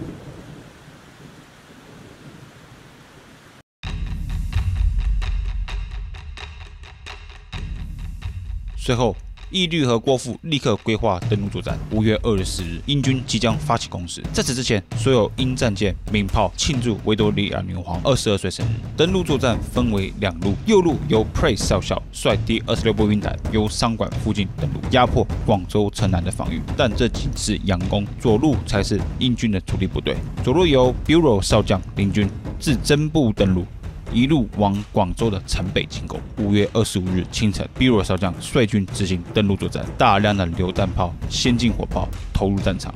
英军首先遇到的是建在高地上的2座中国炮台，2个步兵团首先抢占了2炮台之间的丘陵高地，切断了炮台之间的沟通渠道。再者，比尔少将亲自率领皇家爱尔兰步兵团、海军陆战队49步兵团攻陷东边的炮台，另外一方面，海军旅队则占领了西炮台。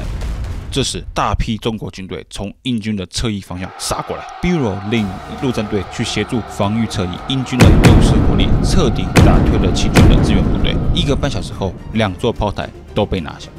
至此，大批英军往城北方向推进，首要目标是拿下越秀山。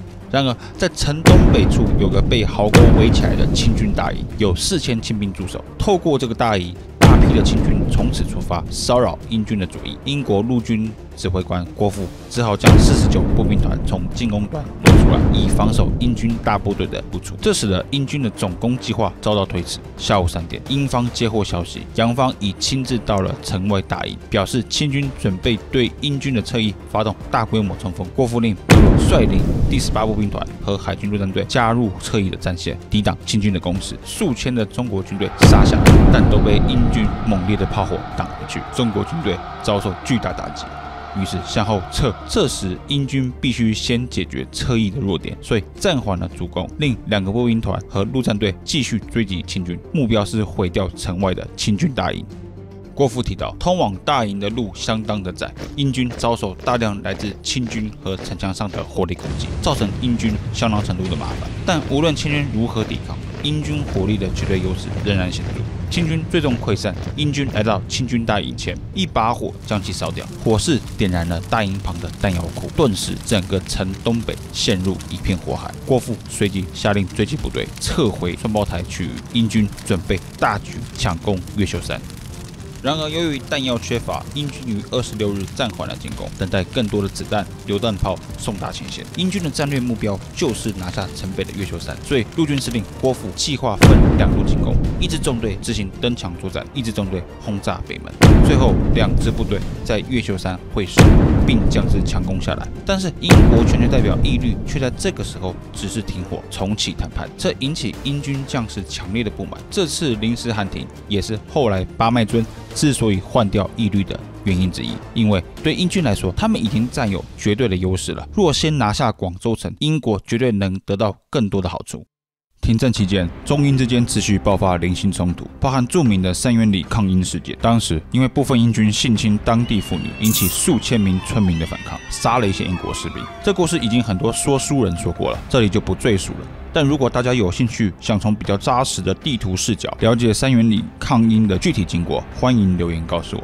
至此，清军死亡500人，受伤1500人，英军死亡16人，100多人受伤。广州之战基本结束。5月27日，广州当局同意义律开出了停战条款，包含600万的书城费。虽然义律的谈判有了初步的成果，但在同一期间，资深的海军上校 Sam House 爵士在香港死于热病。Sam House 是皇家海军的重要军官，曾参与拿破仑战争、1812年英美战争等战役。Sam House 爵士的死亡给予义律和远征军巨大的打击。事实上 ，Sam House 爵士之死只是冰山一角。英军的军医 Duncan Macpherson 在回忆录中表示，在此期间，疾病使许多部队和舰队的成员病倒，死亡也席卷了我们一些最优秀的人员。然而，在接下来的几周内，那些没有离开运输船的士兵，或者在疾病持续加剧时返回船上的人员，病情得到好转，但是被迫留在岸上的部队继续遭受巨大的折磨。6月、7月和8月期间，有2/3的人不能执行任务。在这期间，香港岛上没有一个欧洲人能幸免于普遍流行的热病，而且这种病的康复通常是不确定的，或者康复过程缓慢且不令人满意。热病、疟疾带给英军很大的麻烦，例如由600名士兵组成的37步兵团，在停战期间只有100人能继续执勤。此外，37步兵团还因为疾病死了2位军官，还有16位军官严重生病，只剩1位能活动。但除此之外，对义律来说更难以接受的是，新的全权代表普鼎察正在赶往中国战场，因为外相巴麦尊认为义律对华过于软弱，新的冲突即将爆发。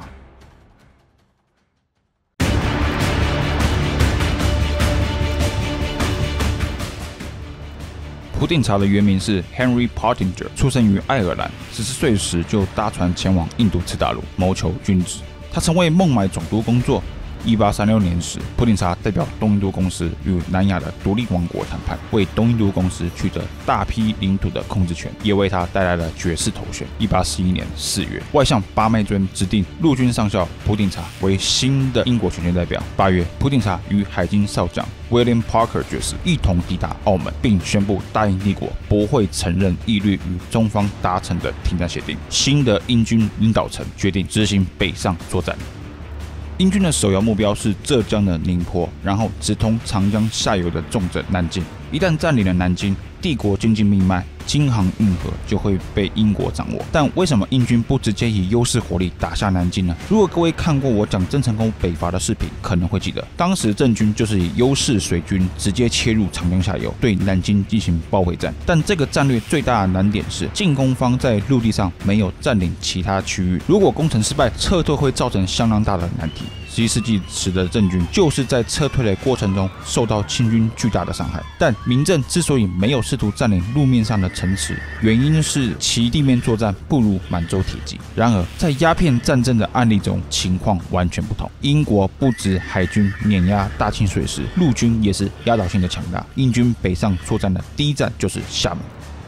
厦门在当时的中国是仅次于广州、上海的第3大航运中心，福建水师提督衙门便是设立于厦门，战略地位不言而喻。1811年3月，新任闽浙总督严伯涛一上任，便直接赶往厦门去，推动新的防御工事。最重要的便是石壁工程。这个石壁坐落于厦门岛的西南角，由当时世界上最结实的花岗岩做成，长达1.6公里，高3.3公尺，厚度2.6公尺。每隔16公尺就有一炮洞，共架设了100位火炮。这个石壁工程得到英方高度的评价。一名工程师说道：“就凭所以使炮台坚固的方法而言，即使战舰放炮到世界末日，对守卫炮台的人也极可能没有实际的伤害。”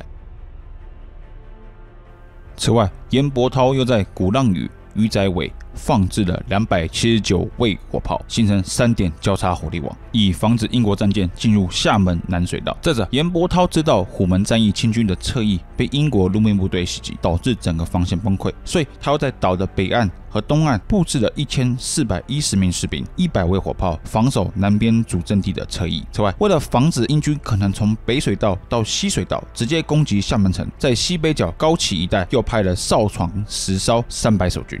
然而，因为海军部分被彻底碾压，如同我们在虎门战役中所看到的那样，清军无法集中防守一面，只能分散兵力在全岛以维持防御。但英军的优势战舰与陆战部队可以集中火力打击特定一点，只要一点破防，整个防线就会崩溃。在此一役中，英军计划直接派战舰强攻鼓浪屿和石壁炮台，然后再派地面部队绕道侧翼进攻清军的火炮阵地。前近代水准的清军基本上对此战法毫无招架之力。8月26日清晨，英方向厦门当局递出最后通牒，要求让出所有的炮台和城池，但未收到中方的回复。下午1点半，英军正式发起进攻。海军司令 Parker 率战舰前来，一列英国战舰向石壁炮台发炮。同时，郭富领导的陆军准备从侧翼登陆。下午3点左右，第18和49步兵团在石壁东侧登陆，开始夹攻石壁炮台上的守军。第18步兵团执行登墙作战，第49步兵团则负责以火力骚扰海边正面的石壁守军。虽然中国军队顽强抵抗，但终被优势火力所折服，石壁防线崩溃，英军往厦门城推进。这时，又有一支海军旅队和陆战队从内港登陆，与18和49步兵团会师于厦门城外。另一方面，一列战舰也骑向鼓浪屿的炮台开火，海军陆战队与26步兵团从侧翼切入，战事很快就结束了。鼓浪屿守军完全无能为力。当晚，由于英军在等待海上送来的弹药支援，并未对厦门城发起总攻。隔天早上，弹药送达前线，还有一支55步兵团加入攻城行动。3支英国步兵团在接近厦门城后，发现墙上已无守军。事实上，闽浙总督严伯涛在亲眼目睹了自己努力半年的厦门海防如此轻易被英国打穿以后，与他的部下同声一哭，然后就离开了厦门，遁往同安。第18步兵团登上城墙后，打开东城门，大批英国部队进入厦门城。至此，厦门战役结束。英军方面仅受伤16人，死亡1人。清军详细的死亡人数不明，但至少300多人阵亡，还有中高阶军官的总兵战死1人，副将以下军官战死7员。英军没有长期占领厦门的打算。在1841年9月4号，郭富便令陆军回到船上，除了26步兵团的3个连留在鼓浪屿以外，当晚6点，所有战舰与人员北上。3日后，英军抵达舟山定海。1841年8月26日，英军以秋风扫落叶之势横扫了大清在厦门的防御。闽浙总督严伯涛奔逃同安。9月4日，英军往长江中下游推进。9月7日，英国大批部队抵达定海。这一期节目是鸦片战争系列的最终章，以地图和第一手史料来呈现第2次定海镇海战役、清军的浙江反攻行动和长江战役的始末。最后一部分，我将从马克思和恩格斯对东西方军事差异的一项重要论断出发，提供另外一种分析理解鸦片战争的视角。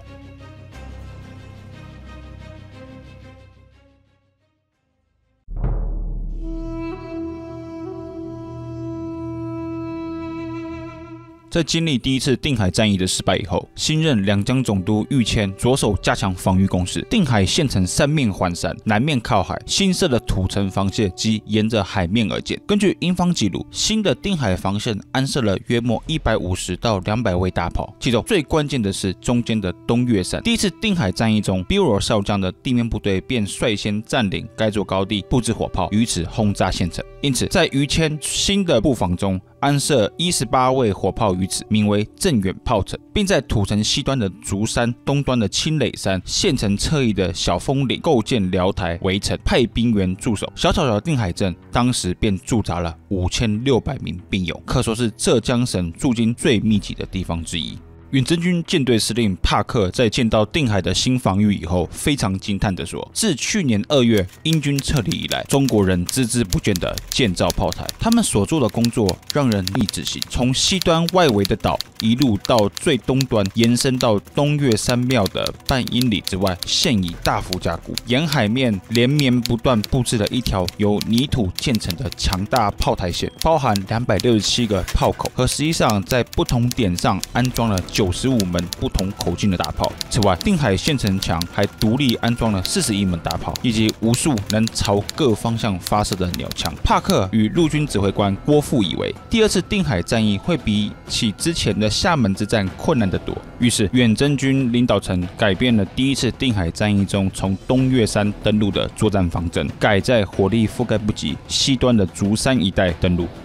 然而，由于这片海域恶劣的天气，即使拥有蒸汽船舰的英国海军仍无法如期执行作战。等到天气转好，英军依靠优势火力攻占舟山卫海的大武魁山岛，并架设了野战炮兵工事。4月1日，英军兵分2路。左路由2支步兵团组成，共1437人；右路则由49步兵团、皇家海军陆战队等组成，共986人。右路预计从东浦港强行登陆，向西进攻镇远炮城；左路则是英军的真正主力部队，从竹山登陆，一路往县城侧翼的小峰里推进。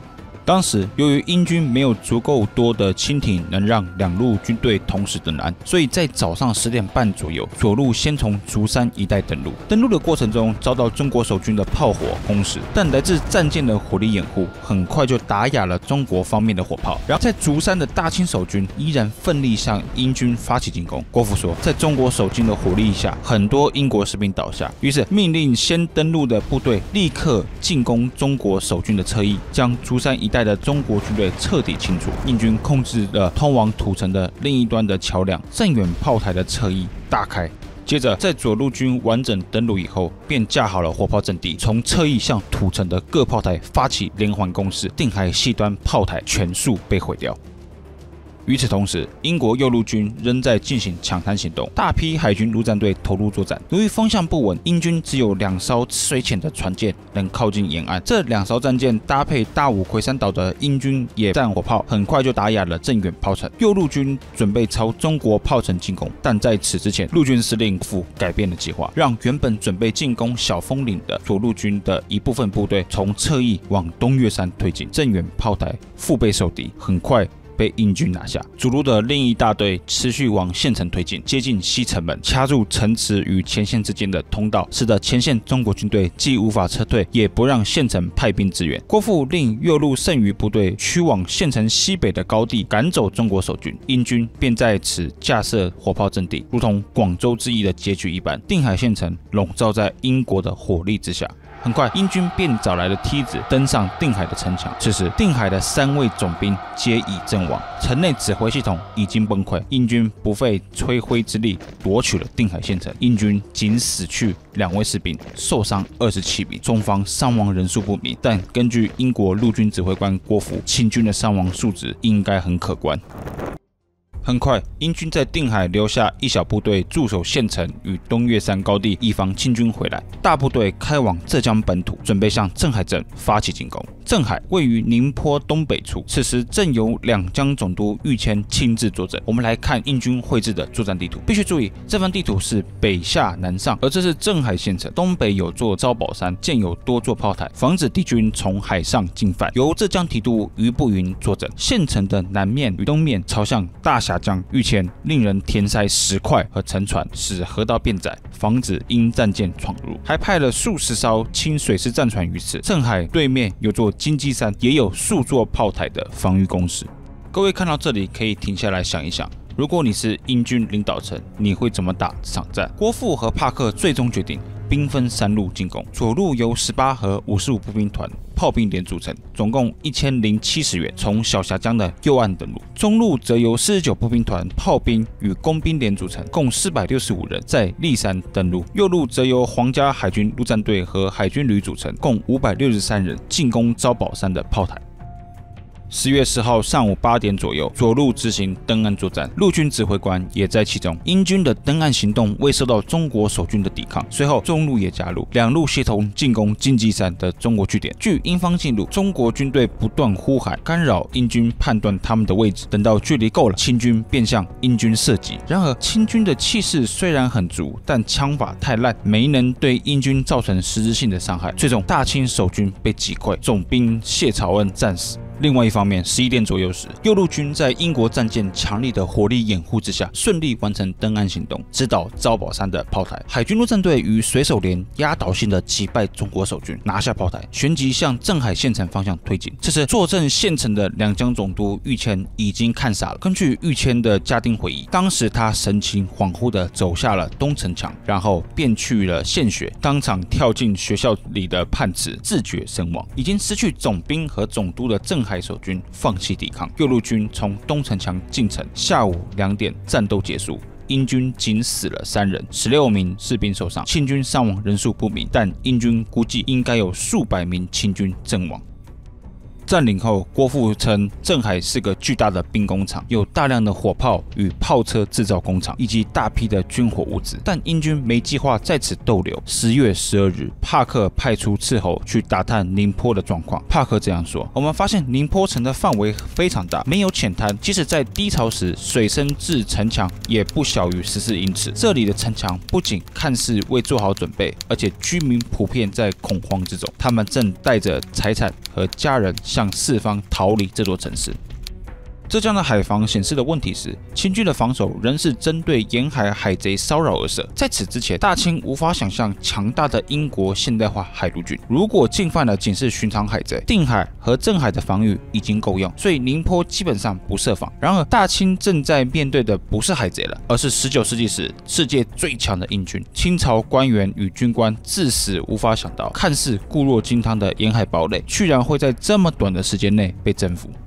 隔日，英军在镇海留下一支看守部队后，大部队往宁波推进。然而，这时英军的数量已经出现短缺的问题了。用来进攻宁波的部队总数仅有750人，但当时的宁波守军没有掌握这一信息。他们眼见定海、镇海相继失守，总督又自尽了，就放弃了抵抗。宁波已是攻城，英军兵不血刃进入宁波。郭附记录说，这支由步兵、海兵、陆战队组成的小型部队，在宁波的城墙上列队。18步兵团的乐队演奏 God Save the Queen 天佑女王。浙江省的第2大城市，城墙周长将近5英里，还有30万条灵魂住在这里，如今落入我等手上。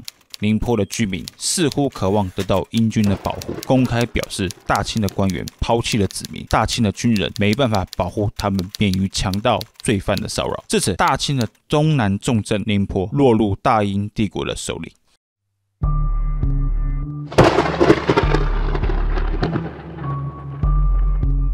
随着入冬，英军攻势也缓和下来。毕竟，从英军能投入作战的部队逐渐减少的情况来看，此时的英军已经没有大规模进军的能力。广州、厦门、定海、镇海的驻防军已使得前线能用的将士越来越少。英国必须等待来自印度的增援部队。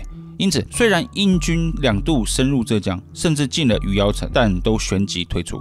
但对英国前线的士兵来说，能在冬季时间休息是一大福音。远征军的军医 McPherson 说道，在1841年的12月和隔年的1月，浙江的气温都很冷，在宁波温度计很少来到16度以上，大部分时间都低于10度，还时常下大雪，带来严重的霜冻。但也因为如此，军医院能集中对士兵的照顾和治疗，使得团级医院的住院率下降许多。不像去年战役时，医院得住上平均数百名的患者，现在士兵的死亡变得罕见，海军的状况也十分良好。那中国方面呢？道光帝再次派了爱新觉罗宗室的义经到前线，并给了他8省增援兵马12000元。对义经来说，如同之前所有的钦差大臣，皇帝给的指示就是驱逐英夷，所以他是不可能没打的情况下去进行和谈。对义经来说，这仗一定得打，但不能打得太难看。实际上，在义经所策划的反攻行动中，真正用于进攻的部队只有负责进攻宁波的1600名四川兵，以及进攻镇海的1200名陕甘士兵。新任钦差大臣义经很可能自始就不打算和英军硬抗，因为根据前面的战役，他也知道必输无疑。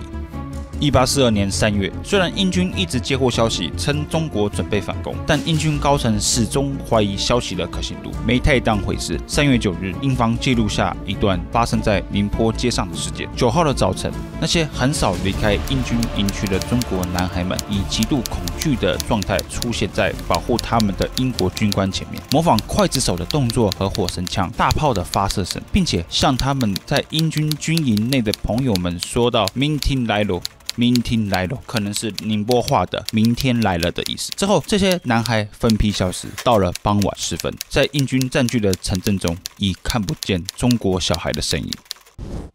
但英军的指挥官仍然判断这不是中国进军的前兆。10号清晨4点，一驻守在宁波西城门的哨兵看见一中国人独自走在路上。英国哨兵用当地方言说“走”，命令他离开，但那个人不予理会。这时，英国哨兵发现这个男人其实手上拿着燃烧的火绳，哨兵再次发出停止警告。这次，那个男人用方言回应：“我不走。”哨兵开枪，那人倒地身亡。射枪声灌破了清晨的宁静，英军部队立刻展开集结，中国军队也从黑暗中现身，发起冲锋。远处还有间歇的隆隆炮火声，是中国部队的火炮轰击停泊在外海的2艘英国战舰的声音。进攻宁波的四川军中有不少藏族士兵，非常勇猛。一群人攻下宁波的南门与西门，往市中心杀去。英军指挥调动49步兵团前去南门。英军与清军在市中心的市集之间发生多起冲突，最终英军无情扫射，甚至发起多次刺刀冲锋，四川军被彻底碾压。一位参与西门城市战的英国陆军中校做出如下记录：我们从大门出发，走上郊区的狭窄街道，开始时几乎没有遇到抵抗，但大约走了半英里之后，在街道的转弯处遇到大批敌军。就眼力所及，整条街道都是密密麻麻的人群，领头者是位骑马的官员，尤其明显，挥舞着他们的剑和枪，大声呼喊以互相鼓励。若不冲锋，他们也决心站稳脚跟。如果在第一时间敌军就展开冲锋的话，我们小队一定会被横扫。但这种意图很快就被消灭了，因为敌军前列的尸体形成了一条线，只有非常勇敢的人才能往前。我们小队开始推进，前排齐发射击，后排再接力射击，直到离敌人10步到15步的距离。这时榴弹炮抵达前线，3磅的葡萄弹快速连发，产生巨大的效果。在榴弹炮来到之前，我就令 Morris 中尉和 Molesworth 中尉分别率领皇家爱尔兰步兵与炮兵向敌人侧翼包抄。虽然过程有些艰辛，穿过了重重屋子，沿着运河涉水前行，水深急坳，但最终给予敌人重大的打击，他们大乱撤离。我们追击他们，直到郊区外的几英里处。至此，宁波反攻计划大败，英军只有3人受伤，但英军估计中方至少有500到600人的死亡。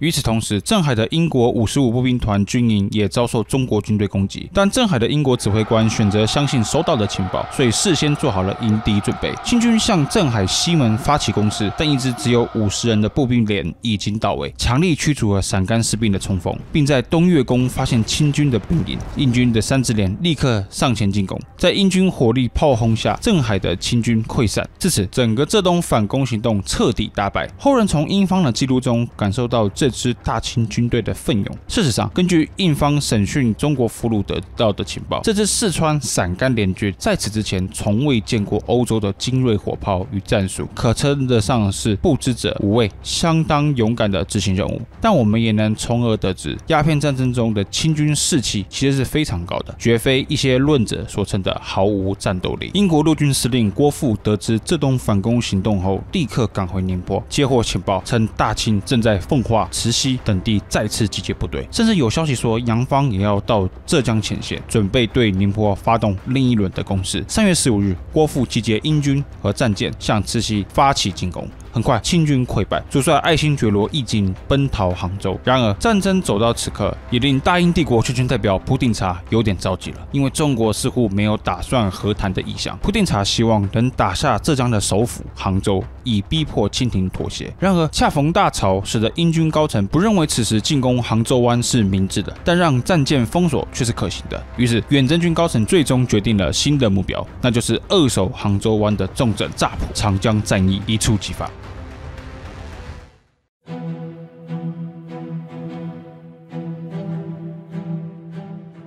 1842年5月6日，英军放弃宁波城池，大军往长江流域集结。第一站便是位于杭州湾北岸的乍浦。由于当时海面状况不如意，全世界最先进的英国战船也花了10天才抵达乍浦外海。当时的乍浦由八旗和各省援军共7000人驻守，但其防御设施远不及厦门、定海、镇海。事实上，乍浦的火炮数量相当之少，勉勉强强能凑出60位大炮，连定海与镇海的一半都不到，甚至只有厦门的1/10。在此情况下，英军高层以为这起战役会比起夺取镇海、宁波还更简单，但结果证明清军的顽强抵抗让英军大吃一惊。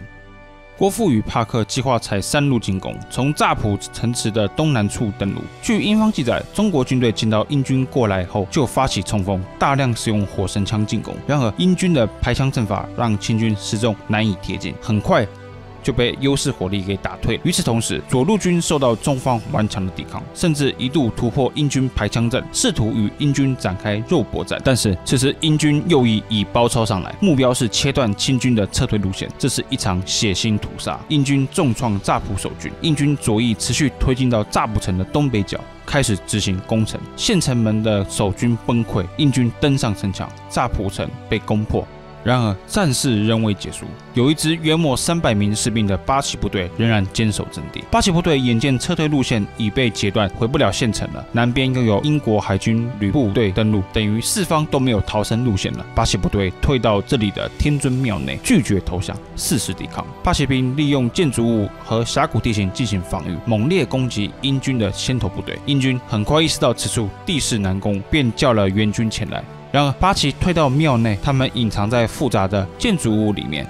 等到英军一进来，便齐齐开火。英军进入天尊庙的先头部队全数中弹，不少英军当场死亡。这张图描绘的就是一名皇家爱尔兰步兵团中校阵亡于天尊庙作战的场景。英国部队只好向后撤，最后只能用火药炸毁庙的围墙。英国部队再次尝试进入，但八旗兵仍然持续输出，逼迫英军撤退。天尊庙之战持续了3个小时，八旗兵仍坚守不住。最终，英军只能放火将整座庙夷为平地。250多位八旗兵英勇战死，50多人遭俘虏。至此，乍浦全境沦陷，落入英军的掌控之中。英军死了2位校级军官以及11位士兵，6位军官和56名士兵严重受伤。中国方面伤亡人数不明，但英军估计至少死了1200到1500人之间。看似容易攻下的乍浦，居然造成英军如此麻烦，大出远征军高层所料。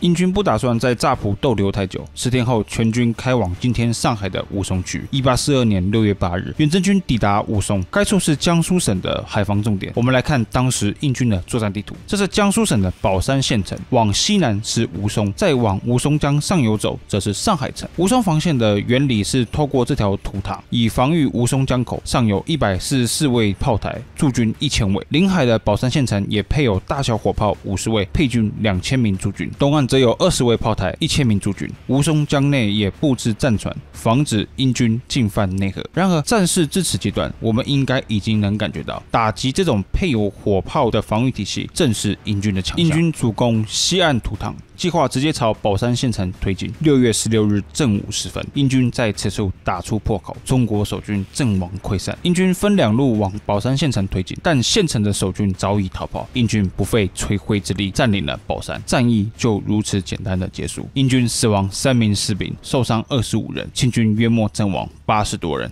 至此，英国战舰能自由进出长江。但对英军来说，还有另一天大好消息，那就是期盼已久的援军也来了。现在远征军共有11支步兵团和炮兵、工兵部队，总兵力规模达12000，海军战舰达25艘，轮船14艘，还有多个其他用途的船只。这可能是英国历史上第一次集结如此庞大的远征军，绝非一些业余历史网红所说的英国只花了3分力。这支远征军的规模见证了大英帝国希望彻底碾压大清的强力决心。6月19日，英军水陆并进，不费吹灰之力占领了清军放弃的上海城。7月5日，待远征军整装完毕，留下2艘军舰封锁吴淞口，其余大军驶往长江内陆。事实上，这时的英军其实作战目标很不明确。在占领了上海后，本计划进攻苏州，因为他们知道苏州是江苏省相当重要的城市。但由于不熟悉地形，加上正值炎热的夏季，最终没有找到通往苏州的路。英军内部再度爆发流行性热病，远征军高层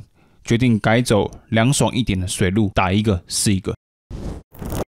英军花了2个礼拜的时间才抵达镇江，但英军很快意识到这座城池的重要性。一位英国军官是这样说的：能直接对中华帝国执行要害打击之处就是镇江，因为这座城镇就其对上游省份的主要通道和后勤供应链的位置而言，也就是大运河位于枢纽处。大运河的水流洗刷着这座重镇的2面城墙，镇江坐拥坚固的防御，并且配置足够多的手段，能封锁大运河向北的河道，也能截断长江两岸的通讯渠道。大英帝国全权大臣普鼎查拥有了控制中国政府生命线的强大武装力量，中国天子及其王朝的命运已经在其拿捏之中。然而，令英军吃惊的是，战略地位如此重要的镇江，居然没有炮台阻止英军船舰，也在城墙上不见人影，甚至看不到清军的旗帜。远征军以为，又如同上海一样，中国军队恐惧英军的强大而弃城逃跑，他们以为能够轻松地拿下镇江。但事实的结果再度大跌眼镜，英军在镇江遭遇了鸦片战争以来最大的反抗与损失。事实上，清朝援军这时也抵达镇江，2700名士兵镇守城外，1600名八旗兵防御城内。7月21日，英军发起攻城行动。英军分4路进攻。首先，陆军第2旅在镇江城登陆，抢占北固山的高地，但这仅是佯攻。真正的2个旅的主力部队在运河的另一岸登陆，这里分为2路。一支部队攻击在城外的中国军营，另一支部队与炮兵连往西门推进，准备炮击西城墙。城外的中国守军很快就被英军的优势火力给打溃。另外一方面，主力部队抵达运河，他们最先以为运河是可以游过去的，但实际探测后才意识到此举不可行，所以英军放弃了进攻西城门的计划，改打南门。英军很快的在南门放置了炸药弹，将之点燃，镇江南门被炸出一个口。同时，英国战船驶进运河，并将皇家海军陆战队放在西城墙附近。一部分载有火炮、火药的船只往南门推进，遭遇八旗守军猛烈的火力攻击。英国船舰只好向后撤，但已经上岸的陆战队趁此时机抢占了城墙上的小型出口，以此为破口进了镇江，与南门的英军会师。此外，位于北门的英军也展开登城行动。虽然八旗兵猛烈射击，但英军很快找来了炮兵进行回击，打哑了清军。英军接近城墙后，找来梯子准备爬城墙。登上城墙的英军势如破竹，碾压了城墙上的八旗，一路向西城门推进。至此，镇江的北、西、南3城门的守军都遭到清除。然而，7月的镇江对英国人来说非常炎热，陆军司令郭附只好暂缓行动，等到比较凉一点的傍晚时，再往市中心推进。与此同时，剩余的八旗部队开始在城市中偷袭英军，带来非常大的麻烦。傍晚时，英军才深入市中心，摧毁最后一点反抗力量。镇江八旗兵的指挥部陷入熊熊火海，英军相信这是满洲人自己点燃的。满洲指挥官海林自尽，举家死于大火。事实上，八旗兵几乎不愿意投降，在最后关头选择自尽。陆军司令郭附是这样记载：我们的翻译官莫里森先生向我讲述了鞑靼将军府焚烧事件，并指出那位不幸将军的遗体。我们进入的每一间房都有鞑靼人的尸体，主要是妇女和儿童，他们死在井里或是被自己人杀死。我很高兴能将部队撤离这可怕的毁灭之地，让部队进驻北边的衙门。看起来，鞑靼士兵没有料到我们部队行动之快，以为这座城市是坚不可摧。大批逃离我们火力的鞑靼人，最终选择自杀。这座城市所损失的生命是骇人听闻的，甚至可以说，满洲人在镇江已经灭绝。这场战役，英军投入鸦片战争中最多兵力，约莫7000士兵，但损失也最为惨重，34位军官和士卒阵亡，107人受伤，3人失踪。清军损失数字双方记录不太一致，英军估计至少1000人。清方的记录显示有307人阵亡或失踪，但可以确定的是，八旗兵损失最为惨重。中文资料显示，八旗部队损失达30%，绿营兵仅有1.6%。道光皇帝在接到报告后感叹：“不愧政治满洲官兵，深堪名册。” 1842年8月2日，英军留下1支旅驻守镇江，其余部队往上游推进，开往帝国的长江重镇南京。至此，清帝国上下已意识到这仗不能再打了。两江总督牛建和钦差大臣求和。1842年8月26日，帝国全权大臣蒲定察等人进入南京，签下《南京条约》，开启了中国动荡100年的序幕。求和的过程和条约内容本身都相当复杂，有一些说书人讲过了，这里不赘述。 但朋友真的对此感兴趣的话，建议读一读毛海建的《天朝的崩溃》。